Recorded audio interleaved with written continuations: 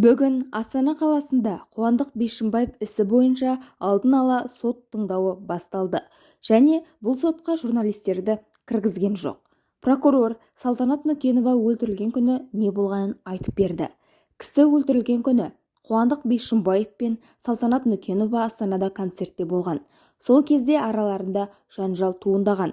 Артынша олар бірге мейрамханаға барып, ол жерде жанжал жалғасқан. Нүкенова Бишімбаевты тастағысы келетінін айтып, ағасына хабарлама жіберген. Бишімбаев мас күйінде Нүкенованың басынан қатты соққы берген. Содан кейін оны тепкілеген.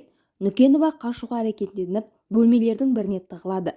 Алайда Бишімбаев есікті күшпен ашып, тағы да ұрып соғады.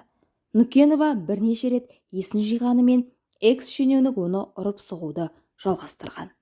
Прокурор Бишімбаевтың ісіне байланысты бірнеше мәлімдеме жасады. Оның айтуынша, Қуандық Бишімбаев пен Салтанат Нүкенова арасындағы неке ресми тіркелмеген. Бишімбаев өлтірілген адамның барлық телефон қоңырауларын бақылап, оған жұмыс істеуге тыйым салып, оны толығымен қаржылық жағынан тәуелді еткен. Қызғаныштан жүйелі түрде физикалық зорлық-зомбылық жасаған.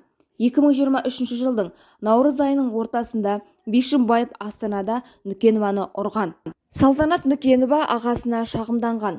Ол оны Бишімбаевпен ажырасуға көндіргенімен Нүкенова бірақ бас тартқан.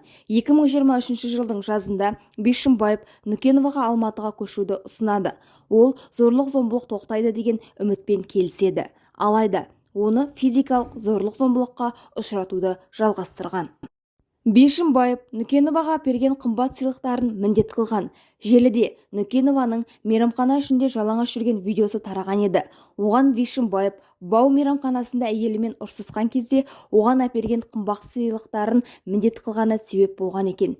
Күйеуінің сөздеріне ашуланған Нүкенова Бишімбаев алып берген киімнің бәрін шешіп, іш киіммен жүрген.